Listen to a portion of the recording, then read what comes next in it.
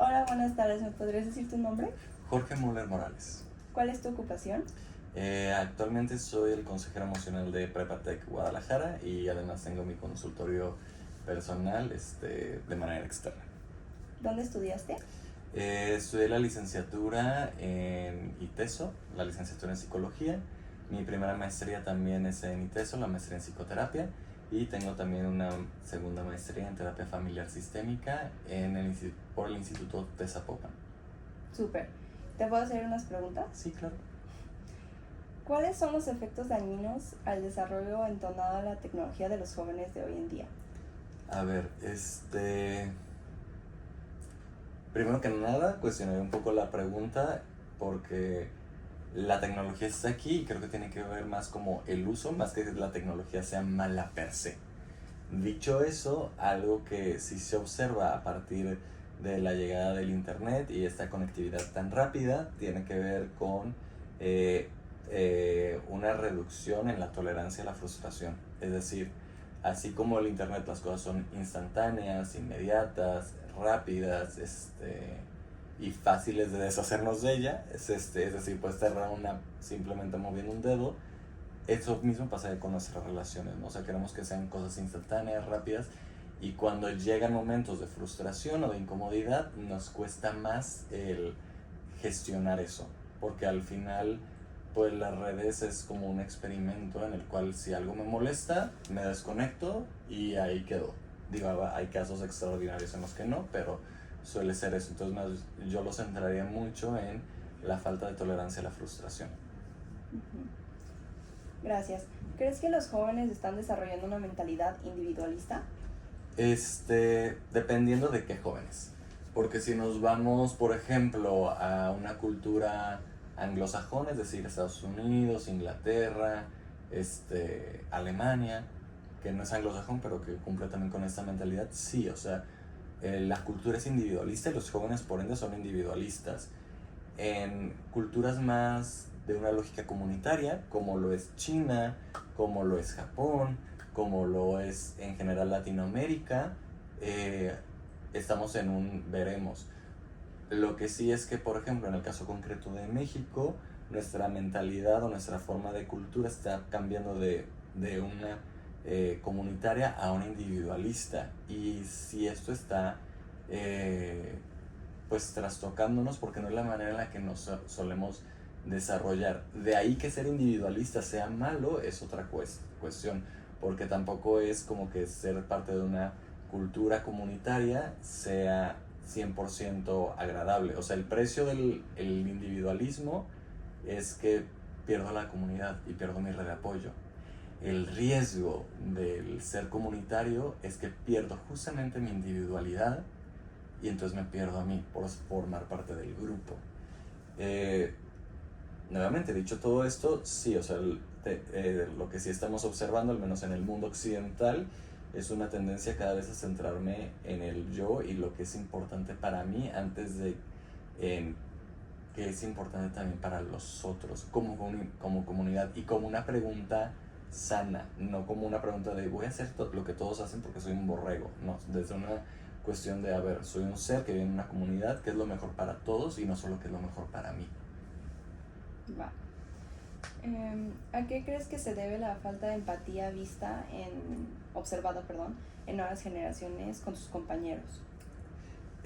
Nuevamente, creo que tiene que ver con la lógica de las redes sociales. Hay un documental muy interesante en Netflix, que ya he recomendado a varios chicos de aquí de la prepa, que es el dilema de las redes sociales. Y justamente en este documental no lo termina de desarrollar, pero parte de lo que propone también es, así como en redes sociales o aplicaciones tales como Bumble, Tinder, entre otras, Facebook Parejas, aunque creo que los de tu generación ya no usan Facebook, es tan fácil como dar hacia un lado o hacia otro, swipear a una persona, lo mismo lo queremos transportar a nuestras relaciones, y el problema es que en la vida real y cotidiana, en el mundo físico, no podemos swipear a las personas porque las personas tienen sentimientos. Cuando tenemos las redes no vemos eso, entonces podemos ser un troll en las redes y lastimar a los otros, y es tan fácil como que me desconecto y yo sigo con mi vida, al final no me van a replicar.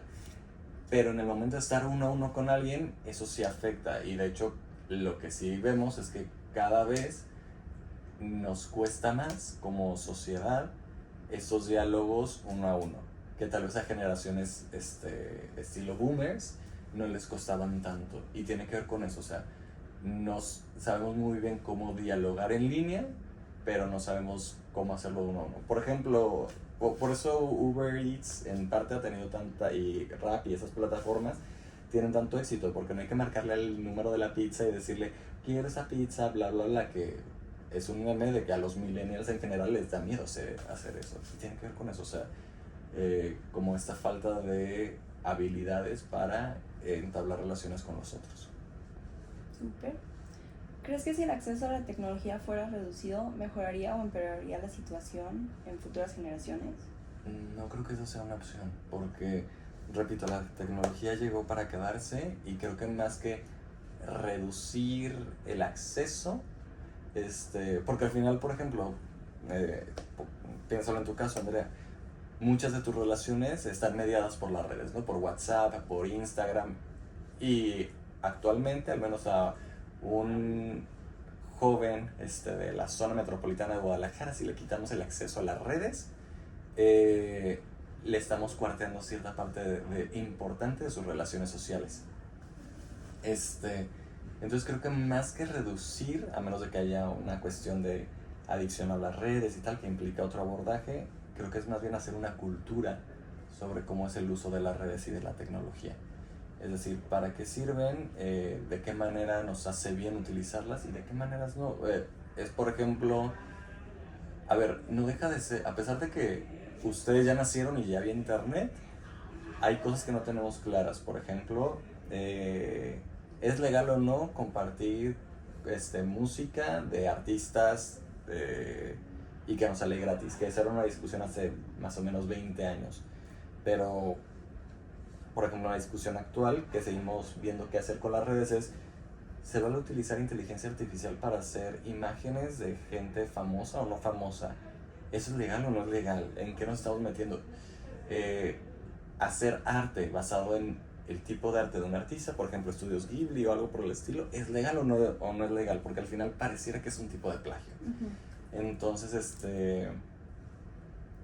repito, creo que tiene que ver más con seguirnos cuestionando esto y reflexionándolo, y hacer una cultura de acceso y uso de las redes sociales y de las tecnologías de una manera que nos sirva como sociedad y como humanidad, y no en detrimento. Es decir, hace no tantos años ser un troll en internet era como algo intocable y eran gente malilla, pero no sabes qué hacer con ellos. Ahora ya la gente se cansó de los trolls y los empieza a denunciar. Entonces hay muchos videos de exponiendo a mis haters, ¿no? Uh-huh. Y pues a ellos tampoco les gusta que los expongan.